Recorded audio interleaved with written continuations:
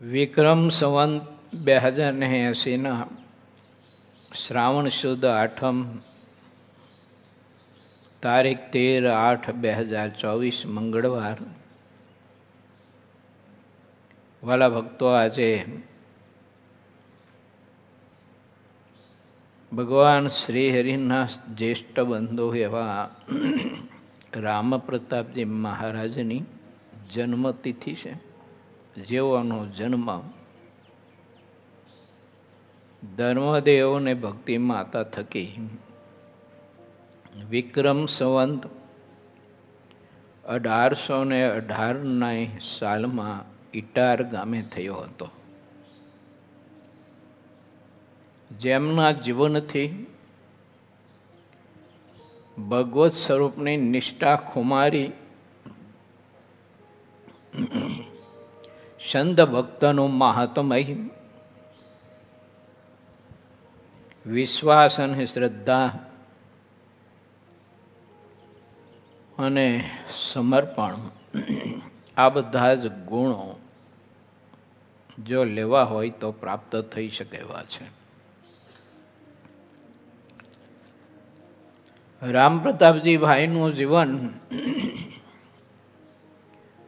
ભગવત સ્મરણની સાથે ને પ્રભુ સાથે એટલી બધી પ્રીતિથી અને સ્મરણથી વણાયેલું હતું, કારણ કે માતા પિતાના સંસ્કાર હતા. ધર્મદેવ અને ભક્તિ માતાએ રામપ્રતાપજીને કહ્યું હતું, આમ જો કે એમનો સ્વભાવ થોડોક તેજ,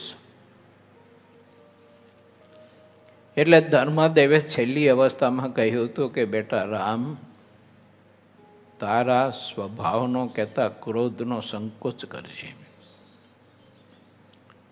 નહીતર તારો ક્રોધ એક દિવસે એવી સંપત્તિને એવું રત્ન ગુમાવી બેસશે કે જીવંત પર્યંત તારે એનો પશ્ચાતાપ કરવો પડશે. માટે ક્રોધનો સંકોચ કરજે, અને આ ઘનશ્યામને તું તારો ભાઈ ન માનતો, સ્વજન ન માનતો, સંબંધી ન માનતો, એ તો મારો અને તારો બધાયનો ઈષ્ટદેવ છે. પરંતુ માનવ કલ્યાણ માટે, માનવ શિક્ષા અર્થે આ ધરતી ઉપર એને મનુષ્ય દેહ ધારણ કરી અને આજે બાળ સ્વરૂપે આપણા ઘરના આંગણામાં, આપણા પરિવારની સાથે અનેક પ્રકારની ખેલકૂદો કરી, અનેક પ્રકારના ચરિત્ર કરી અને માનવ સમાજને સારા એવા સદવિચારો આપે છે, જેમાં ધર્મ ના હોય, નિષ્ઠા ના હોય, વૈરાગ્ય ના હોય, ભક્તિ ના હોય, પ્રેમ ના હોય, સ્નેહ ના હોય, મિત્રતા ના હોય. કે મિત્રતા કરો તો એની સાથે મિત્રતા કરજો કે જે તત્વ અખંડિત હોય, અવિનાશી હોય, સુખરૂપ હોય. જે સુખરૂપ અને અવિનાશી તત્વ છે એ જેના હૃદયમાં અખંડ વાસ કરીને રહ્યું હોય ને, એમાં જેને ગાઢ પ્રીતિ હોય, તો એવા કોઈ ભક્તોમાં તમે પ્રીતિ કરજો, એની સાથે મિત્રતા કરજો. જેને તેને મિત્ર બનાવતા નહીં. આલોકની ધન સંપત્તિ, યા તો આલોકની સત્તા, એ તો એનામાં કોઈ પ્રકારનું આલોકનું ચાતુર્ય, કળા, આવું બધું જોઈ અને પછી તમે એની સાથે મિત્રતા નહીં કરો, કારણ કે બધું જ આ લોકનું નાશવંત અને દુઃખરૂપ છે. જે હિતની વાત દુઃખ લગાડીને પણ કહે, એવાને તમે મિત્ર બનાવશો. પરંતુ જે તમને પંપોયડા કરે અને તમારી ખોટી ખુશામતી કરીને તમને ચૂસ્યા કરે આખી જિંદગી, એવાને મિત્ર કંઈ નહીં કરતા, નહીતર તમારું જીવન બધું હાવ ખોટું એળે જશે.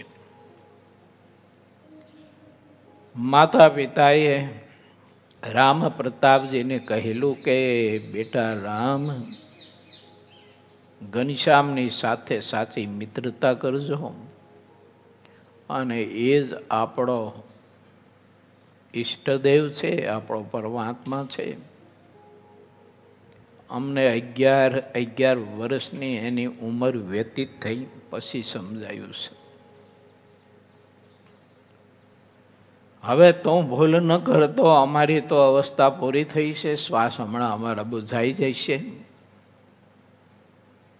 પરંતુ તારે ઘણી બધી જિંદગી પસાર કરવાની છે. માટે ઘનશ્યામને વિશે ગાઢ મિત્રતા અને ગાઢ પ્રીતિ રાખજે. એને વિશે મનુષ્ય ભાવ ક્યારેય પણ લાવતો નહીં, કલ્પતો નહીં, રાખતો નહીં. નહીતર ક્યાંક તું ગોતું ખાઈ જઈશ. આવા બધા સંસ્કારો ધર્મદેવ અને ભક્તિ માતાએ રામ પ્રતાપજીને આપેલા, આવી સમજણ આપેલી. એટલે રામ પ્રતાપજી ડગલે ને પગલે એ અનુસંધાન રાખતા હતા કે પિતાજી અને માતાજીએ કહ્યું છે કે તારા ક્રોધનો તો સંકોચ કરજે. માટે રખે ને ક્યારેય ક્રોધ ઘનશ્યામ ઉપર ન થઈ જાય, યા તો બીજા કોઈ ઉપર ન થઈ જાય તોય ઘનશ્યામને ગમશે નહીં. હવે તો એના ગમતામાં રહેવું છે. આવી દ્રઢ હૃદયમાં સમજણની ગ્રંથિ એમને બાંધી અને આપણે સહુ કોઈને આવો એક પવિત્ર સંદેશો આપ્યો કે તમો પણ ઘનશ્યામની સાથે મિત્રતા કરજો. અને ઘનશ્યામની સાથે મિત્રતા હોય તો એવા પુરુષની સાથે મિત્રતા કરજો, તો તમારું જીવન સફળ થશે. કારણ કે આ લોક તો આ ધરતીના પાતાળથી માંડીને સ્વર્ગ સુધી અને લોકાંતર સુધી અને અક્ષરથી નીચેની બધી ધરતી અને એ ધરતીમાં રહેલી બધી શક્તિઓ એ બધું જ એક દિવસે માયામાં બધું જ લઈ પામે છે. કહેતા માયા એને પોતાનામાં આટોપી લેશે. બધું જ નાશવંત છે, દુઃખરૂપ છે. માટે એમાં સ્નેહ મત કરીએ. બ્રહ્માજીએ ભાગવતજીમાં કથા આવે છે કે ભગવાન પાસે માગ્યું છે. આ બ્રહ્માંડના સૃષ્ટાઓની વાત ભગવાન વ્યાસજીએ લખી છે. તો બ્રહ્માજીએ પ્રભુ પાસે માગ્યું છે કે હે ભગવાન, હે પ્રભુ, મારા ઉપર તમે એવી કૃપા કરજો જેણે કરીને આ તમારા મુક્ત બધા જે છે ગોપીઓ ગોવાળો એના પદની કહેતા એના ચરણ કમળની રજનો અધિકારી હું થાઉં. 10મા સ્કંધમાં આ કથા આવે છે. માટે આવા બધા મોટા તત્વો પણ જેના ચરણની રજને ઈચ્છે છે તો એ પરમાત્માને મૂકીને બીજામાં પ્રીતિ કરવી એ આપણી શિશુ સમજણ આપણને દુઃખરૂપ અને જન્મ મરણનું કારણ બને. માટે ભગવાનના ભક્તને એવી શિશુ સમજણનો ત્યાગ કરવો. કારણ કે આ લોકના બધા જ રમકડા કહેવાય બધા, અને એ રમકડામાં બીજું કશું કંઈ સુખ નથી જીવનું, એમાં કંઈ પેટ ભરાતું નથી અને એમાં કંઈ એને વિષય મેળવી અને ભોગવીને કંઈ સંતોષ થતો નથી, થયો નથી. નહીતર શું થાય છે? રજોગુણ, તમોગુણ અને સત્વગુણ 3 પ્રધાન ગુણ પ્રધાનપણે કરીને કર્મ કર્યું હોય છે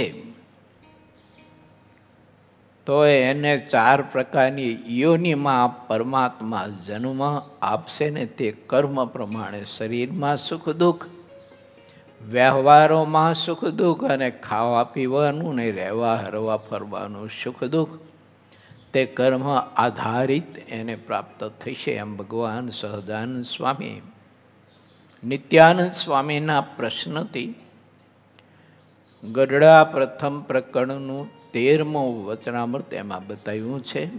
અને જગતનું નાસંતપણું અને અક્ષરથી નીચેની તમામ સૃષ્ટિ એના પ્રલયનું કારણ ભગવાન સહજાનંદ સ્વામીએ ગઈકાલ આપણને 12મા વચનામૃતના આધારે બતાવ્યું હતું. હું ને તમે અનુસંધાન રાખીએ કે આ બધું કાળનું ભક્ષણ છે. એકવાર આ બધું જ નાશ થવાનું, પરમાણુ રૂપે થવાનું, અને પરમાણુ બધા આકાશમાં બધા ઉડતા ફરશે. એક સત્ય તત્વ પરબ્રહ્મ પરમાત્મા સુખરૂપ છે. માટે પ્રભુની ભક્તિ કરી, પ્રભુમાં પ્રીતિ કરી અને જન્મ મરણથી મુક્ત થઈ જવું અને પ્રભુની ચરણ કમળની સેવામાં કાયમને માટે જોડાઈ જવું, આવું ભગવાનના ભક્તએ સમજણ દૃઢ કરી અને કરવું, એવું જીવન જીવવું, એવી આરાધના કરવી, એવો પુરુષાર્થ કરો, એવી તપસ્યા કરવી. આ તપસ્યા મારી ને તમારી સાચી, બાકીની તપસ્યાને પુરુષાર્થ એ તો બધો જ ઘડિયાળના લોલક જેવો, પંથ કપાય નહીં. ગમે તેટલું મેળવે તો આવ્યું વરી પાછું ગયું, આવ્યું વરી પાછું ગયું. ઘડિયાળનું લોલક આમ નામ ચાલ્યા કરતું હોય, પણ પંથ ન કપાય એનો. જેવું આવ્યું એવું ગયું, જેવું આવ્યું એવું ગયું. 20 વર્ષ પહેલાંની વાત છે.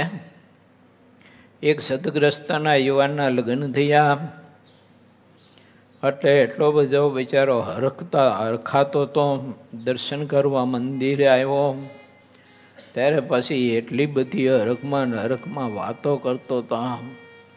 અને મહિનો થયો ત્યાં વયું ગયું. તો મને કે ઓલું તો વયું ગયું કે જો મનમાં કીધું એ ગયેલું જ હતું, જો એ ગયેલું જ હતું, પણ તને સમજાય એમ નહોતું.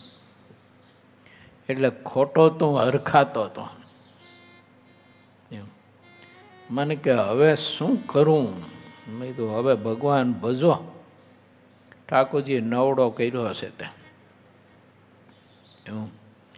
મને કે એમ તો કે હારી જિંદગી કેવી રીતે પસાર કરવી? તો કીધું બીજું લાવો. જો પછી બીજું ટકે તો ઠીક છે, ન ટકે તો તમારું ભાગ્ય. આ વાસ્તવિક વાત છે. સુખ આવે, સુખ જાય. વિષયો આવ્યા, વરી પાછો વિષયો ગયા. ખાધેલું પેટમાં પેટમાં નથી રહેતું. જો આ ગમે તેવું સારું ભોજન આપણે જેમાં હોઈએ તો એ વધીને 8-10 કલાક પેટમાં માન રહે છે. એ પાછું પેટનો સંબંધ છોડી દે છે. આપણે ખાધેલું, મહેનત કરીને બનાવેલું, મહેનત કરીને કમાયેલું, મહેનત કરીને ચાવીને પેટમાં ઉતારેલું, એ પણ અખંડ અંદર રહેતું નથી છેલ્લા શ્વાસ સુધી. તો બીજું શું રહેશે? ભગવાનના ભક્તોએ આવો વિચાર કરવો. આપણે સૌ કોઈએ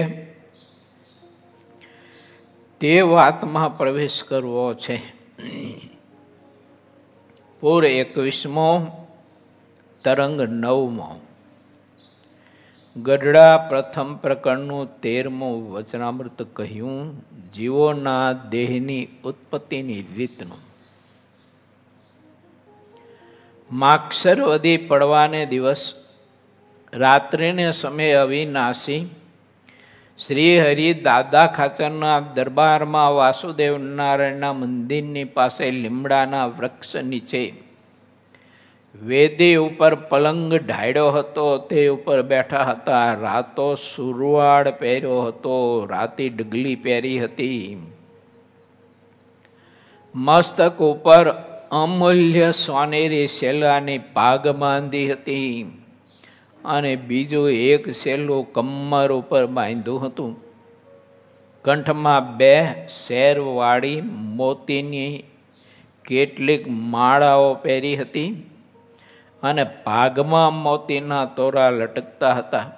કાન ઉપર મોતીના ગુચ્છ ધારણ કર્યા હતા. કેસરયુક્ત ચંદનની અર્ચા લલાટમાં કરી હતી અને તેની વચ્ચે કુમકુમનો ચાંદલો કર્યો હતો. તે વખતની શોભા એવી સુંદર બની હતી કે તે કહી શકાતી નથી. શ્રી હરિના મુખારવિંદની આગળ સર્વ મુનિઓ, બ્રહ્મચારી અને દેશ દેશના હરિભક્તોની સભા ભરાઈને બેઠી હતી. તે પછી શ્રીજી મહારાજને સાગર સમાન વિશાળ બુદ્ધિવાળા નિત્યાનંદ સ્વામીએ પ્રસન્ન મનથી પ્રશ્ન પૂછ્યો કે હે મહારાજ, દેહ દેહ પ્રત્યે જીવ એક છે કે અનેક છે? જો જીવ એક છે તેમ કહેશો તો તેમાં એવી આશંકા થાય છે કે વડ, પીપર આદિ જે અપાર વૃક્ષો છે તેની ડાળી કાપીને બીજી જગ્યાએ જ્યારે રોપવામાં આવે છે ત્યારે તેવું ને તેવું જ બીજું વૃક્ષ થાય છે. તેમાં રતિભાર જેટલો પણ કોઈ ફેર પડતો નથી. તો તેમાં એક જીવ જ 2 રૂપે થયો કે તે વૃક્ષમાં બીજા જીવે પ્રવેશ કર્યો? અને જો તમે કહેશો કે એ તો એનો એ જ જીવ છે, તો જીવ તો અખંડ અને અચ્યુત છે, તે કપાણો કેમ? તે અમને સમજાય તે રીતે આપ કહો. નિત્યાનંદ સ્વામી એટલે મહાપ્રખર વિદ્વાન જ્ઞાની પુરુષ. સ્વામીના પ્રત્યેક વચરામૃતમાં જ્યાં જ્યાં પ્રશ્નો છે એટલા બધા અદ્ભુત પ્રશ્નો છે. આ તો સ્વામી સર્વ અવતારી પુરુષોત્તમ નારાયણ અને ગોપાળાનંદ સ્વામી, મુક્તાનંદ સ્વામી, બ્રહ્માનંદ સ્વામી, સુખાનંદ સ્વામી, બાહ્યાત્માનંદ સ્વામી, બાય રામદાસજી આવા ભગવત સ્વરૂપને હૃદયમાં અખંડ ધારીને રહેલા પુરુષો બેઠા હોય એટલે તે પ્રશ્નના ઉત્તરો બધા થઈ શકે. બાકી નિત્યાનંદ સ્વામીના પ્રશ્નનો ઉત્તર કરવો હોય તો ભલા વિદ્વાનોને બહુ જ અતિ અઘરો થઈ પડે. એવા મહાપ્રખર વિદ્વાન પુરુષ. વિચાર કરીએ આપણે કે આટલી વિદ્વતા, આટલું જ્ઞાન, તો ભગવાન સ્વામિનારાયણ પાસે દાસાનું દાસ તેને હાથ જોડીને રહે. મારા જેવાને થોડુંક બોલતા આવડી જાય, થોડું ઘણું જ્ઞાન થઈ જાય, કાંઈક કથા વાર્તા કરતા આવડી જાય, 2-5 હરિભગતની કથા વાર્તા કરીએ અને એ હરિભક્તો એટલી બધી ખુશામતી કરે તા ચીપડું વહેકી જાય, માન બંધાઈ જાય. બહુ જોખમી માર્ગ છે. આ મહાપુરુષોને લાખો નહીં પણ કરોડો વંદન કરીએ ને તોય ઓછું પડે. આવું દિન્નપણું, આવું દાસત્વપણું, આટલી વિદ્વતાના અંતે, આટલી ઊંચાઈના અંતે આપણે શીખવું જોઈએ આ મહાપુરુષોમાંથી.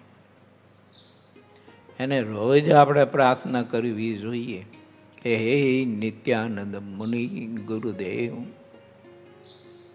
કૃપા કરજો બાપ, તમારી જેમ બધું પચાવી શકીએ, માન સન્માન જ્ઞાન વૈરાગ ત્યાગ વગેરે વગેરે ગુણોને. ક્યાંય ક્યાંય માન ન બંધાઈ જાય, અહંકાર આવે નહીં, નહીતર ખબર નહીં કે હવે આ જીવને કેટલા ફેરા ફરવા પડશે નક્કી નહીં. એટલે ધ્યાન રાખવું, બોલવા શીખી એની કરતાં તે જ્ઞાનને યા તો તે વાચ્યાતપણાને પચાવવાનું પહેલું શીખવું, જ્ઞાન પછી શીખવું. જો પહેલાં એને પચાવવાનું શીખવું. ગોપાળન સ્વામી એવું લખ્યું કે પહેલાં પોતાના આત્માને શુદ્ધ કરવું અને પછી બીજું બધું જ પછી કરવું. આવું ગોપાળન સ્વામીએ લખ્યું છે. પહેલાં પોતાના આત્માને શુદ્ધ કરવો. મિનિંગ એનો એમ છે કે એને પચાવતા શીખવું. ભગવાનના સત્પુરુષ પાસેથી મેળવેલું જ્ઞાન, મેળવેલા ગુણ એ બહુ જ કિંમતી અને એમાં અતિશય પાવર હોય છે, તાકાત અને શક્તિ હોય છે. એટલે આપણે કહેવત છે ખબર કે સિંહણનું દૂધ તો સોનાના પાત્રમાં રહે, બીજા પાત્રને તો ફાડી નાખે અથવા પોતે ફાટી જાય. એટલે ભક્તિના માર્ગમાં પ્રવેશ આપણે કરીએ અને ગતિ શરૂ જ્યારે કરીએ, યાત્રા ચાલુ કરીએ, એ પહેલાં આવા મહાપુરુષોને પ્રાર્થના કરીએ અને મારે ને તમારે આ સામર્થ્ય પચાવવા માટેનું પ્રાપ્ત કરવું જરૂરી ખરું એમ. નહીતર ખબર નહીં હવે થોડા ઘણા ગુણ આવે જ્ઞાનના કે ત્યાગના વૈરાગના, તે બધા ગાવાના કે પછી વગાડવાના યા તો કથા વાર્તા કરવાના કે પ્રવચનો કરવાના કે સભા સંચાલન કરવાના, આવા બધા થોડા ઘણા બધા ગુણ આપણામાં આવે ને એટલે પછી સારું ભેડું માન બહુ બંધાઈ જાય ને, એ તકલીફ બહુ છે મોટી. નિત્યાનંદ સ્વામી મહારાજને બહુ અદ્ભુત પ્રશ્ન કર્યો છે. એ મહારાજ, જીવ દેહ પ્રત્યે જીવ એક છે કે અનેક છે? વડ પીપળનું દ્રષ્ટાંત આપીને પછી મહારાજને પ્રશ્ન કર્યો. જીવ તો અચ્યુત છે, તો તે આત્મા ચેવીને બીજા રૂપે તો થતો નથી ને થતો હોય તો એને અચ્યુત કેમ કહેવાય? શ્રી હરિ ત્યારે મંદ હસતા નિત્યાનંદ સ્વામી અને પરમહંસોની સામે જોઈ અને પ્રભુ કહે છે કે બુદ્ધિના સાગરના પણ સાગર, વિશાળ બુદ્ધિવાળા, જેને વેદ પણ પાર પામી શકતા નથી એવા શ્રી હરિ મંદ હસે છે નિત્યાનંદ સ્વામીના પ્રશ્નથી. ત્યારે મહારાજ કહે છે, સ્વામી સાંભળો, તમારા પ્રશ્નનો ઉત્તર કરીએ. જે ભગવાન છે તેની પુરુષ અને પ્રકૃતિ રૂપ એવી જે અતિ સમર્થ બે શક્તિઓ છે, તેને કળી શકાતું નથી. તે બંને જગતની ઉત્પત્તિ, સ્થિતિ અને પ્રલયનું કારણ છે. કારણ સિવાય કોઈ કાર્ય થતું નથી. પ્રકૃતિ પુરુષ રૂપ બે શક્તિઓને ગ્રહણ કરીને અનુપમ એવા ભગવાન વિરાટ રૂપને ધારણ કરે છે. તે વિરાટ રૂપ ભગવાને પ્રથમ બ્રાહ્મકલ્પમાં પોતાના અંગમાંથી બ્રહ્માદિક લઈને સ્તંભ પર્યંત સમગ્ર જીવ પ્રાણી માત્રોની સૃષ્ટિ કરી અને પાદ્મકલ્પમાં તો સુગ્ન એવા તે ભગવાને બ્રહ્મા રૂપે કરીને મર્યાદિક આદિક કેટલીક ઋષિઓને ઉત્પન્ન કર્યા, અને કશ્યપ તથા દક્ષ રૂપે કરીને દેવ દૈત્ય મનુષ્ય પશુ પક્ષી આદિક અપરંપાર સમગ્ર સ્થાવર જંગમ જીવ અને પ્રાણી માત્રને હરખથી સરીજા, જેનો ગણતા કોઈ પાર આવતો નથી અને કોઈ એનો પાર લઈ ન શકે એટલા અસંખ્યાત દેહધારીઓ છે. અને અસંખ્યાત દેહની ભિન્ન ભિન્ન ભિન્ન બધી આકૃતિઓ છે, કોઈ કલ્પી ન શકે.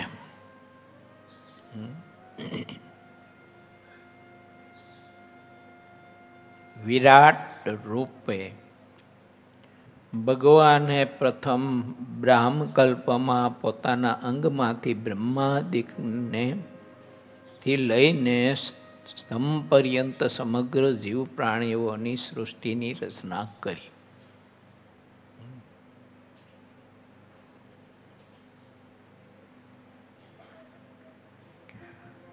અહીં સમજવા જેવી વાત એ છે કે વિરાટ રૂપે ભગવાને આ બધું સર્જન કર્યું, તો ત્યાં એ વાત સમજવાની બહુ જ અતિ જરૂર છે, નહીતર ગડબડ ઊભી થાય. કેમ? તો પરમાત્મા જેવીને જેવી સ્વરૂપે તો થતા નથી, એટલે પરમાત્માએ સંકલ્પ માયા દ્વારા અને મહાપુરુષ દ્વારા અક્ષર સંકલ્પ પ્રેરિત, એટલે કે અક્ષર શક્તિ પ્રેરિત આ સંકલ્પથી બ્રહ્માંડોની ઉત્પત્તિની આ બધી જ પરમાત્માએ રચના કરી છે. પોતે સ્વયં બીજા રૂપે થયા, વિરાટ રૂપે, પ્રકૃતિ પુરુષ રૂપે, પ્રધાન તત્વ રૂપે, બ્રહ્મા તત્વ રૂપે, મર્યાદિક તત્વ રૂપે, એમ નથી. એ પરમાત્માએ બ્રહ્માંડોની સૃષ્ટિનું સર્જન કરવા માટેનો સંકલ્પ કર્યો, અને એ સંકલ્પ અક્ષર પ્રેરિત માયામાં પ્રવેશ કર્યો. ત્યારે માયામાં બ્રહ્માંડોની ઉત્પત્તિ કરવા માટેનો સંકલ્પ રૂપી વિકાર ઉત્પન્ન થયો, અને એમાંથી અનંત અનંત મહા મોટા તત્વોની ઉત્પત્તિ થઈ.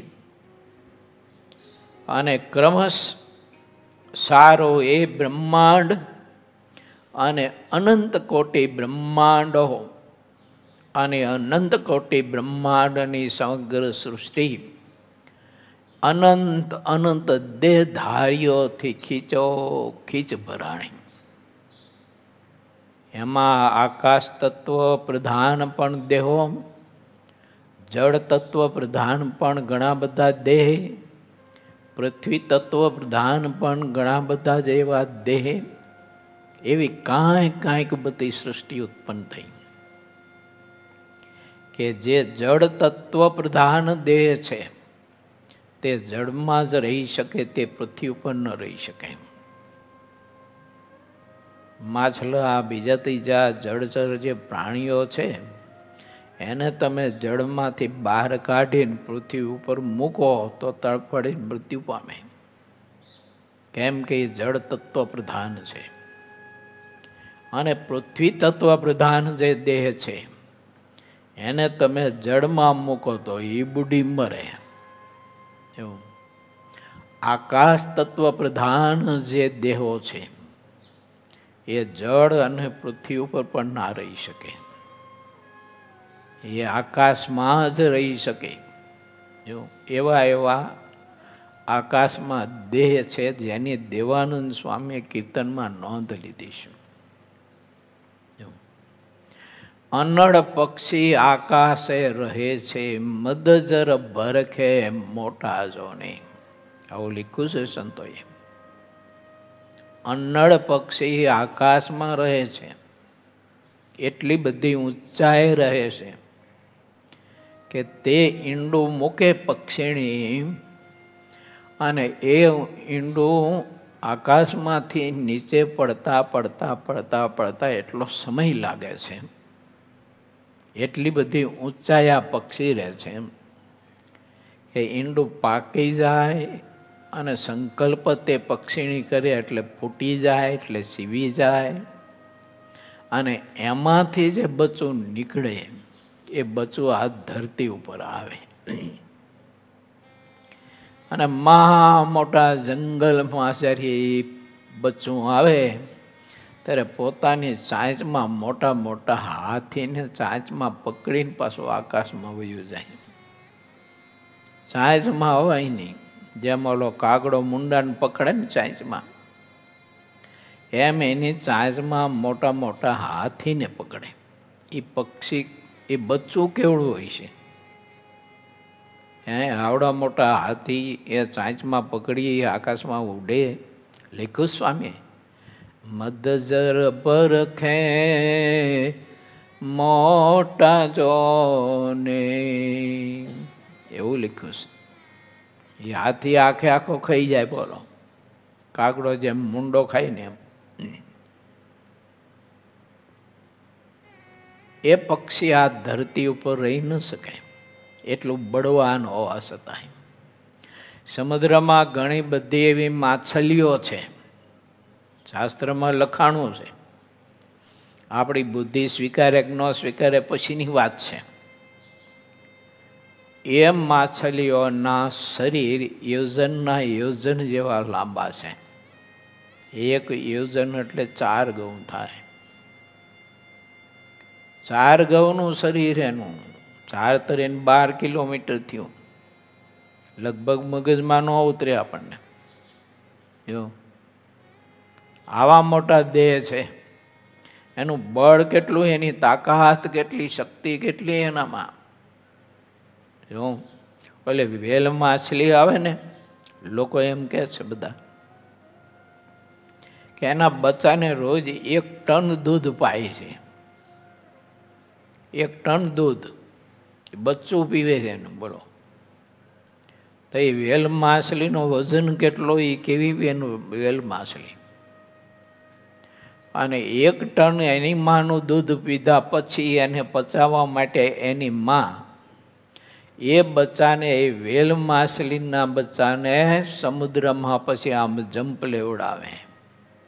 ઓલ લઈને પડે, એઠી ઓલ લઈને પડે, ઓલી ધવાગ જળમાં. એ પચાવવા માટે એની કસરત કરાવે.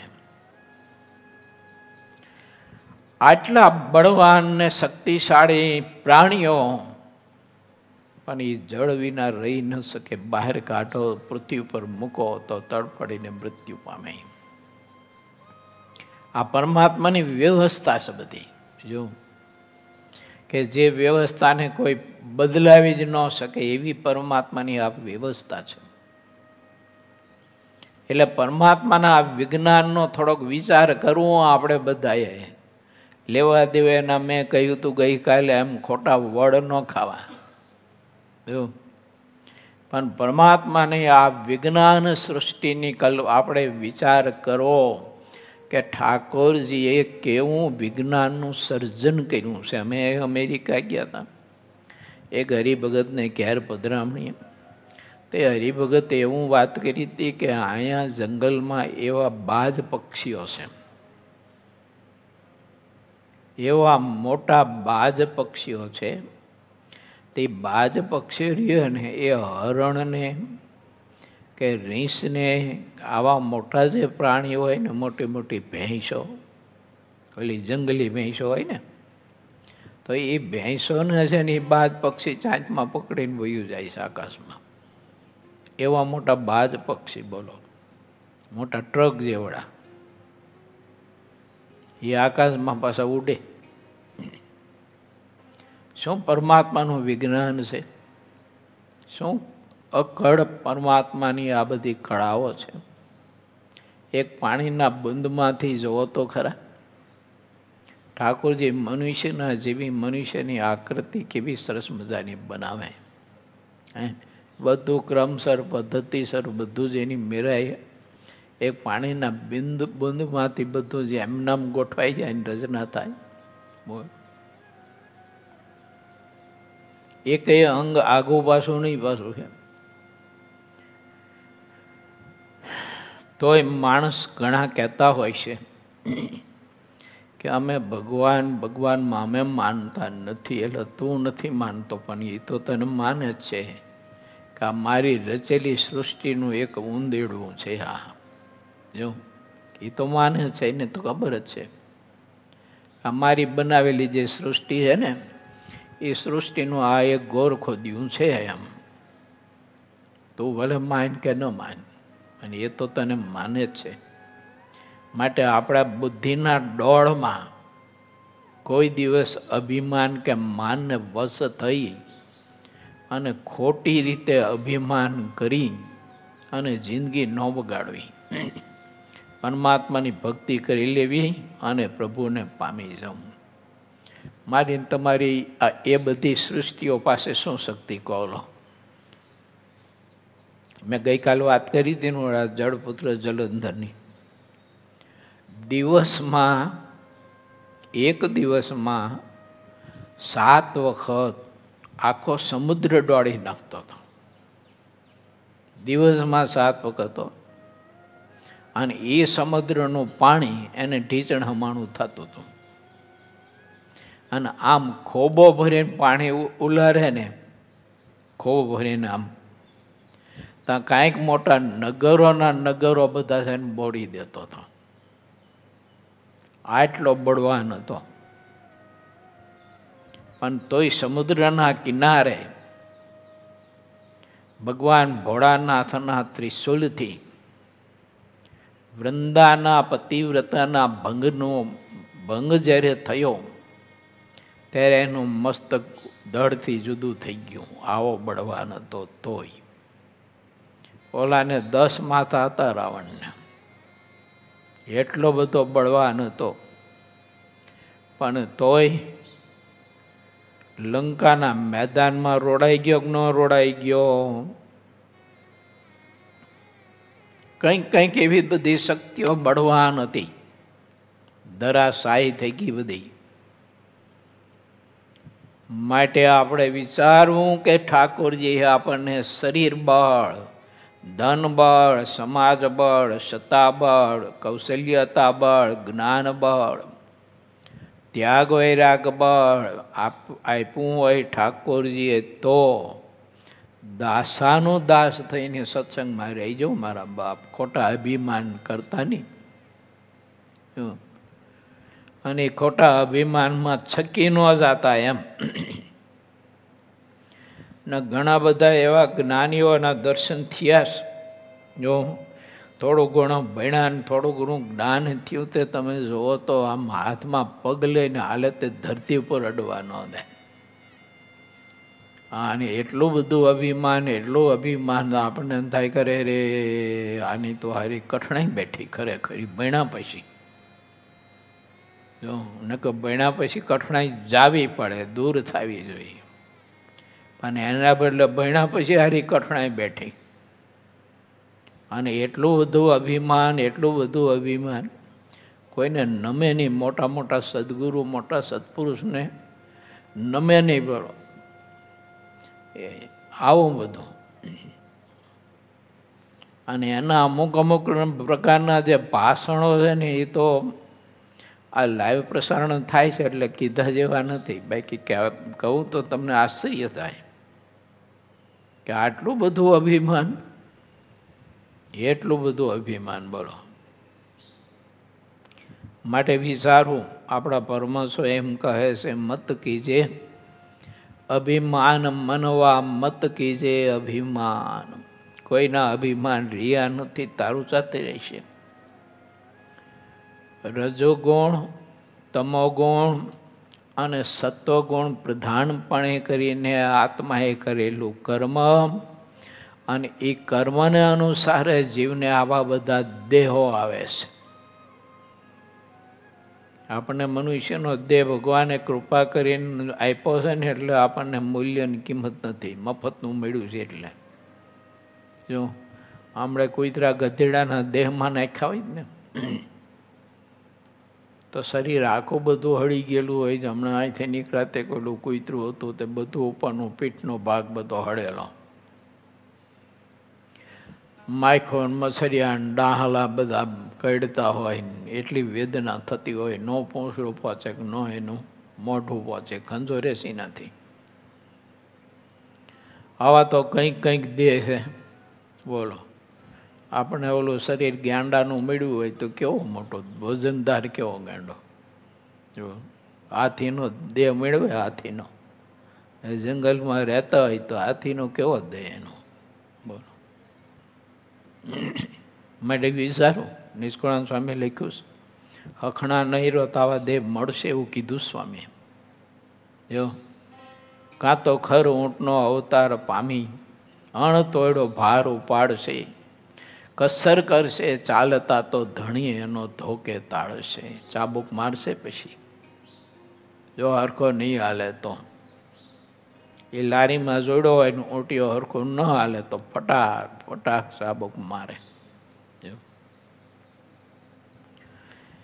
આવા તો કંઈક દેહ છે, ગણી ન શકાય એટલા બધા દેહો છે. અનંત પ્રકારની તમે જુઓ ને માછલીઓ સમુદ્રમાં, તો અસર તમને ઝાડવું જ લાગે હોય. એનો દેહ જેવો ઝાડવા જેવો, એની ડાયડો જેવી, એના પગ, આ તે બધું તમે જુઓ તો અસલ ઝાડવું વૃક્ષ જ લાગે આપણને, કે આ કંઈક ઝાડવું લાગે છે.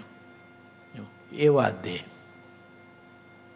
એક એવા તો કંઈક દેહ સમુદ્રમાં જળચર પ્રાણીઓ એના ગણી ન શકાય ને એટલા એવા બધા દેહ છે. જો આ રહ્યું ને એ આ માછલી જ છે એવું, પણ એનો દેહ તમે જો કેવો છે.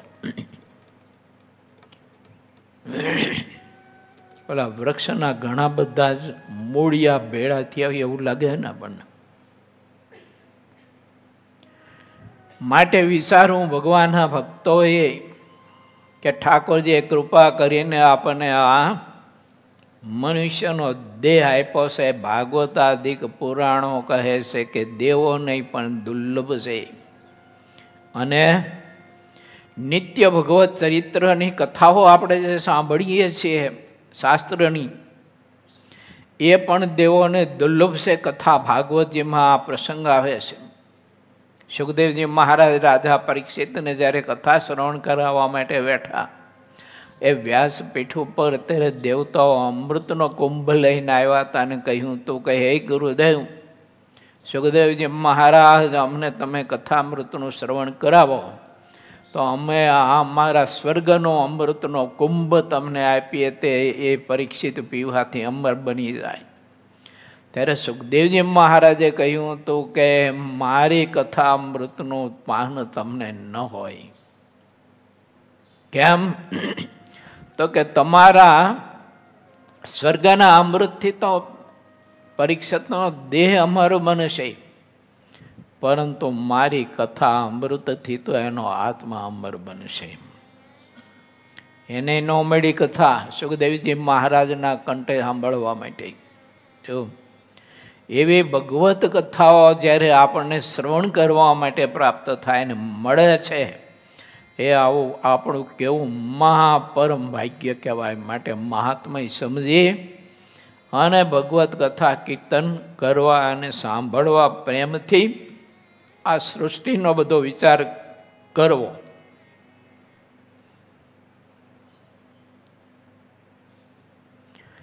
વિરાટ રૂપ ભગવાને પ્રથમ બ્રાહ્મકલ્પમાં પોતાના અંગમાંથી બ્રહ્માદિકથી માંડી અને ક્રમશઃ કશ્યપાદિક બધી સૃષ્ટિનું સર્જન કર્યું. એવા જે ભગવાન તે પોતાની પુરુષ અને પ્રકૃતિ રૂપ શક્તિઓએ સહિત જીવના પ્રત્યે અંતર્યામી રૂપે કરીને રહ્યા છે.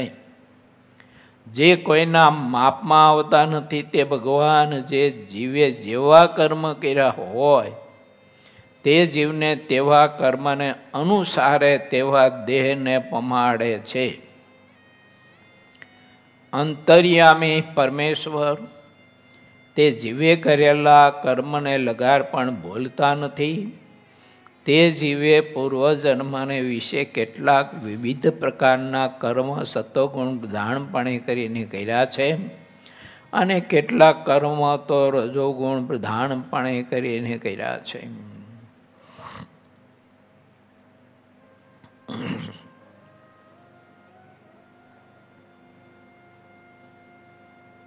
દેવાનંદ સ્વામી એક અજગરની વાત પણ લખી છે.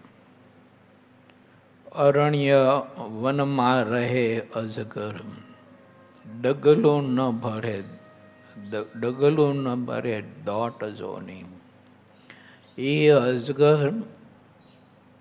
એવા મોટા માણસ તો ઠીક છે, પણ હાથીને આખે આખો ખાઈ જાય બોલો.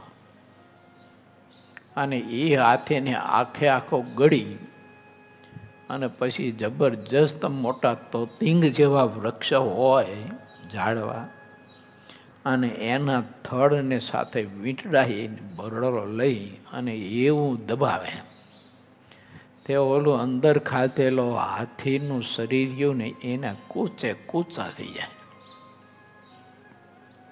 એવા મોટા અજગરના દેહ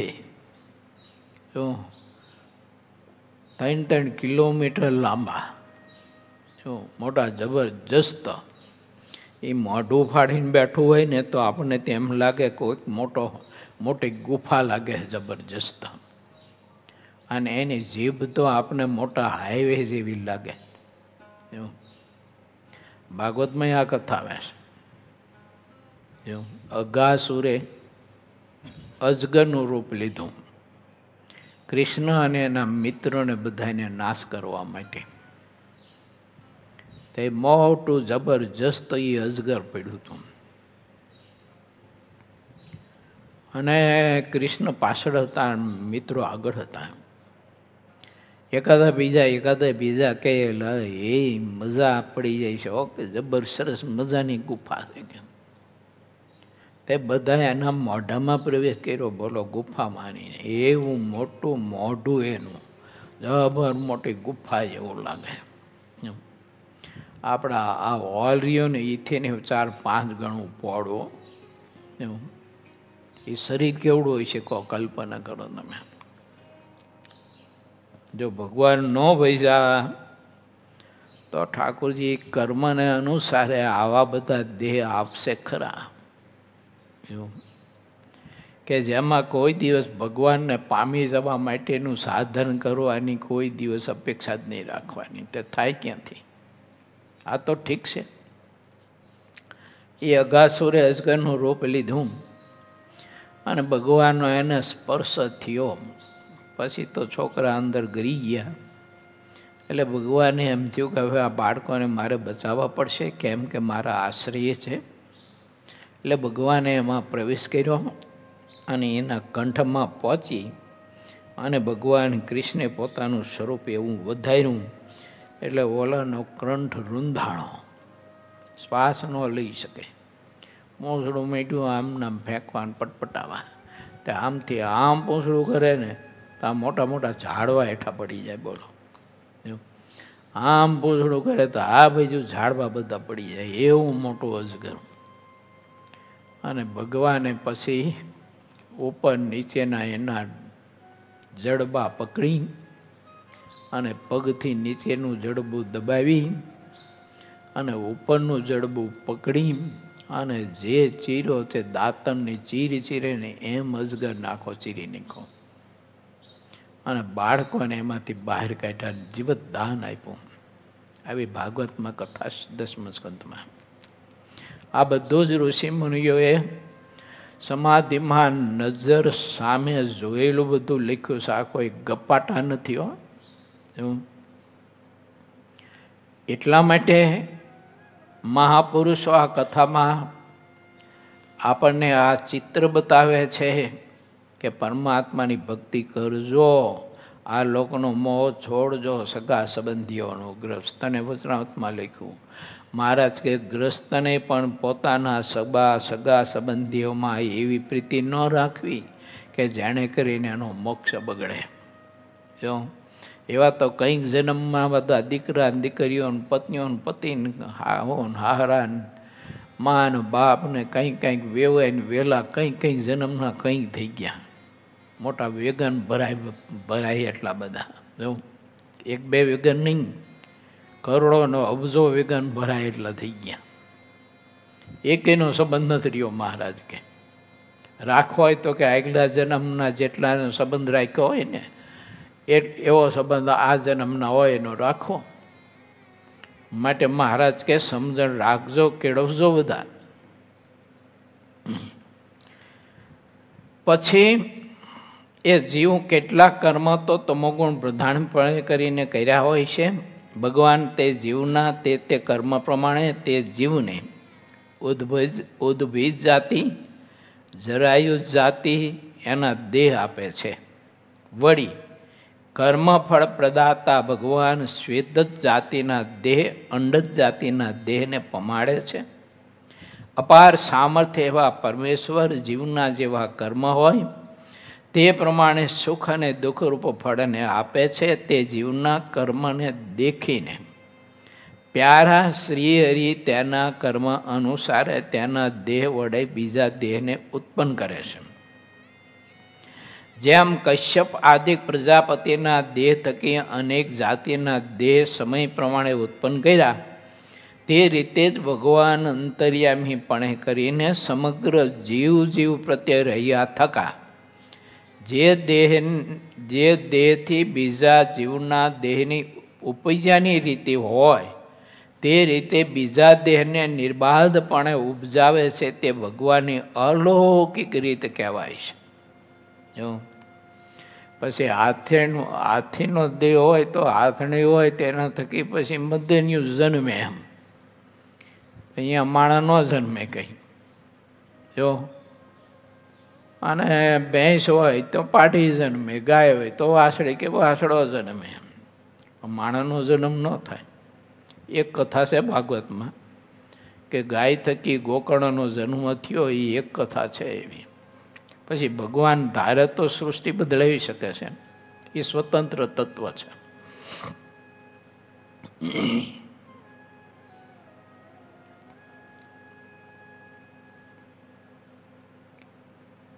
જીવો જ અનેક રૂપે થાય એવું નથી. એ તો જે જીવને જેના દેહ થકી ઉપજ્યાનો કર્મ સંબંધ પ્રાપ્ત થયો હોય તે જીવને તેના દ્વારા ઉપજાવે છે. આ વાત જેવી છે તેવી અમે ચોક્કસપણે તમને કહી છે. ઇતિ શ્રી સહજાનંદ સ્વામી શિષ્ય સિદ્ધાનંદ મુનિ વિરચિત શ્રી હરિચરિત્રામૃત સાગરના 21 પૂર્વમાં ગરડા પ્રથમ પ્રકરણનું 13મું વચનામૃત કહ્યું. એ નામે 9મો તરંગ સમાપ્ત થયો. કેવી અદ્ભુત કથા છે ને. આખું ચિત્ર આબેહૂબ દેખાય કે નથી દેખાતું, નજર આમે તરી પડે એવી કથા છે. માટે સમગ્ર સૃષ્ટિનો વિચાર કરવાનો, દેહધારી સૃષ્ટિનો.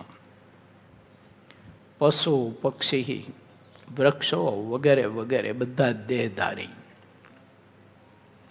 એનો ખૂબ વિચાર કરીને પછી આપણને જે દેહ મળ્યો છે એનો વિચાર કરવાનો કે પરમાત્માએ આ દેહ આપ્યો મનુષ્યનો, અને બીજા બધા દેહો કરતાં પરમાત્માએ આ શરીરધારી એટલે મનુષ્ય શરીરધારી એનામાં ચેતના તત્વ પરમાત્માએ અધિક આપ્યું છે, બીજા નથી આપ્યું.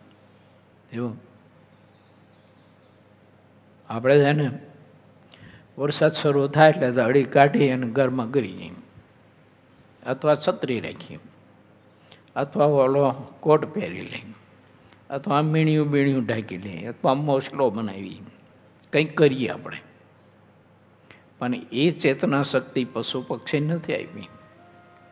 જો એ આપણે જેમ ઘર બનાવી છે કે મકાન સરસ મજાનું, એવી પરમાત્મા શક્તિ એને નથી આપી.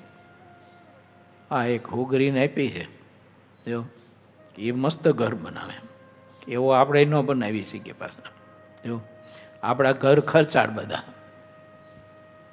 એનું મકાન કોઈ ખર્ચ જ નહીં, નહીં આર્કિટેક્ટની જરૂર, નહીં એન્જિનિયરની જરૂર, નહીં સુપરવાઇઝરની જરૂર, નહીં લોખંડ, સિમેન્ટ, કાંકરી, રેતી, કશું કંઈ જરૂર નહીં.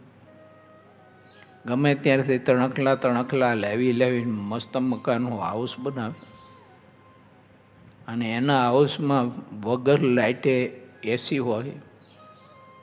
જો હા, એવી ઠંડી હવા આવતી હોય એમાં, કારણ કે ઓલી જારી ગૂંથીને બનાવી હોય ને એટલે એમાંથી પવન પસાર થાય. એટલે પવનનો નિયમ કે કોઈ વસ્તુની સાથે આમ ઘસાઈને જાય ને એટલે પવનમાં જે ગરમી પ્રકાશ જે તેજ હોય ને અગ્નિ, એ અગ્નિ તત્વ જુદું પડી જાય. અગ્નિ તત્વ જુદું પડી જાય એટલે એ જળમાં તો શીતળતા છે જ, એટલે ઠંડી મજાની હવા આવે. જો મોડીમાં આરાધના કરતો ને તે મોટો મેળો, એ મોટા મેળામાંથી આમ હવા આવે બાયણાથી, બારીઓથી, આખા મેળામાં બધે બડકાય ફરે. એટલે એ પવન આખા મેળામાં ફરે એટલે એટલો બધો ઠંડો એસી જેવો થઈ જાય. તે ઘણા બધા છે ને મેળાના બારણે બહાર ચાલીમાં હોવા આવતા અને શાંતિથી ઉતા એસી જેવી ઠંડી હવા આવે. જો વગર એસી બિલ કાંઈ નહીં. એવો હોઘરીનો માળો, પાણીનું એક ટીપું અંદર પડે નહીં. શિયાળામાં ઠંડી લાગે નહીં, ઉનાળામાં ગરમી લાગે નહીં. હવે એવી કળા ભગવાને એને આપી છે, પણ એવી કળા પાછા હાથીને, સિંહને, વાઘને, આને તેને, વાંદરાને બધા નથી આપી. તો નહીં તો એ લોકો ઘર બનાવીને ન રહે બધા. હાથી તો તમે જો મોટા મોટા ઝાડવા ઉંડી થઈ ઉમેડીને ગુનો કાઢી નાખે. પીડા મોટા આખા ઝાડવાના સીધા પીડા ફીટ કરી ન દે. એને કંઈ ઉતાર બુતારની કંઈ જરૂર નહીં. હે બધું હોઈટ બધી પકડીને ઝાડવા બધા ગોઠવી દે. અને એ મકાનમાં આખો પરિવાર એના મમ્મી પપ્પા સાથે, વાઈફ સાથે આખો પરિવાર રહે એમાં સુખેથી. જો અને આવું પરમાત્માએ નથી આપ્યું એને જ્ઞાન, એ આપણને આપ્યું છે તો આપણે વિચાર કરવો જોઈએ એમ કે મારા ઠાકોરજીએ મારા ઉપર કૃપા કેટલી કરી છે કે આવું મનુષ્યનું ખોડિયું આપ્યું છે. માટે ભગવાન ભજી અને આત્યંતિક કલ્યાણ સિદ્ધ કરી લેવું, એના માટે ઠાકોરજીએ મનુષ્યમાં વિશેષતાઓ આપી છે.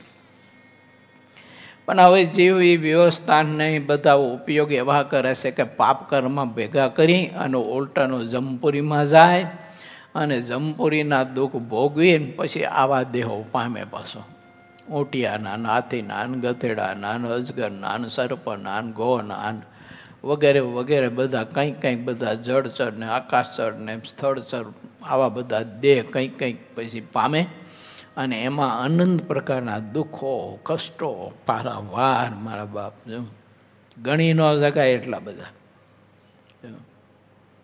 અમે એક હરિભગતના ફામે પધરામણે ગયા હતા આફ્રિકામાં, નાઇરોબીમાં. તે રસ્તામાં જંગલ આવે, જો તે જંગલમાં સિંહ પડ્યા હતા. એક સિંહના આવા મોટા મોટા ઘારા પડેલા, મોટા મોટા ચાંદા. એ હું તો પડ્યો હતો એમના માથે માખું બળબણતી હોય, ડાહાલા બધા બટકા ભરતા હોય ને એ વેદના કેટલી થતી ઇસકો. એને કોણ દવાખાને લઈ જાય, એને કોણ પાટાપીંડી કરે, એ કેટલી વેદના હશે, એ પીડા કેવી હશે. માટે વિચારવું આપણે કે ઠાકોરજી આપણા ઉપર કૃપા કરીને આવા બધા શરીર તો આપ્યા પણ આવા બધા યોગ આપ્યા છે. માટે ઠાકોરજીની ભક્તિ કરવી ને હખણા રહેવું. શ્રીપતિમ શ્રીધરમ સર્વદેવેશ્વરમ ભક્તિધર્માતજમ વાસુદેવમ હરે માધવમ કેશવમ શ્રીકામદામ કારણમ સ્વામિનારાયણમ નીલકંઠમ ભજે સહજાનંદ સ્વામી મહારાજની.